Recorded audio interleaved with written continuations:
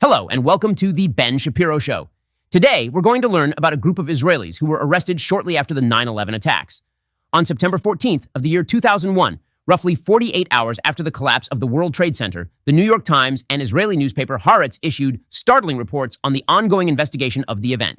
Specifically, on September 11th itself, at approximately 12:46 a.m., roughly 4 hours after American Airlines Flight 11 impacted the North Tower of the World Trade Center, the FBI arrested 5 Israelis who had been filming the smoking skyline from the roof of a white van in the parking lot of an apartment building. They were detained after the van they were traveling in was stopped on Route 3 of East Rutherford, New Jersey, where officials believed that the hijackers had received assistance from one or more accomplices. Sherry Evanina, an FBI spokeswoman in Newark, said witnesses had reported seeing the men celebrating the attack on the World Trade Center earlier in the day in Union City. The Israeli men were first reported by a New Jersey housewife, who saw the group of 5 standing on a van near the Doric Towers apartment buildings in Union City, New Jersey, on a cliffside overlooking the Manhattan skyline and the Twin Towers.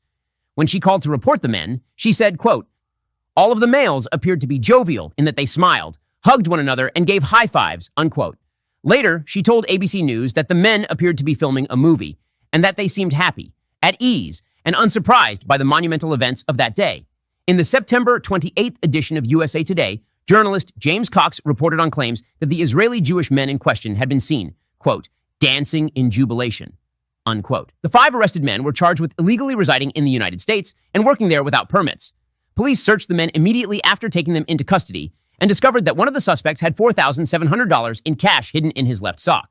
This is equivalent to approximately $8,150 in inflation-adjusted terms, which is quite a sum to have in one sock. I wish I had $8,000 in my left sock right now. Anyway, the police also discovered a box cutter, identical to the weapons used by the hijackers, and numerous foreign passports. This included multiple passports issued to the same person in some cases, contrary to ubiquitous policies that do not allow any person to possess more than one valid passport at a given time under any circumstances. The men were held in detention for more than 2 months, during which time they were subjected to interrogation and polygraph tests before being deported back to Israel. One of the men, Paul Kurtzberg, refused to take the test for 10 weeks and then failed it. American intelligence agencies also investigated Urban Moving Systems, the common employer of the 5 men. This company was owned and operated by Dominic Sutter. After the men were arrested, the FBI searched their offices and questioned Sutter. However, Sutter fled to Israel before he could be questioned further.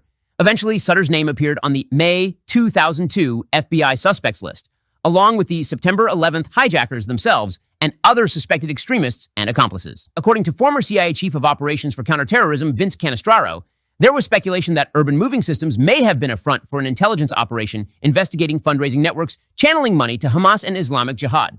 On March 15th, 2002, the Forward claimed that the FBI had concluded that the van's driver, Paul Kurtzberg, and his brother Sivan were indeed Mossad operatives who were in America, quote, spying on local Arabs, unquote. ABC News further corroborated this report on June 21st, 2002. As early as March 2001, the United States Office of the National Counterintelligence Executive Directorate had issued a warning about people identifying themselves as, quote, Israeli art students, unquote, attempting to bypass security and gain entry to federal buildings, and even to the private residences of senior federal officials.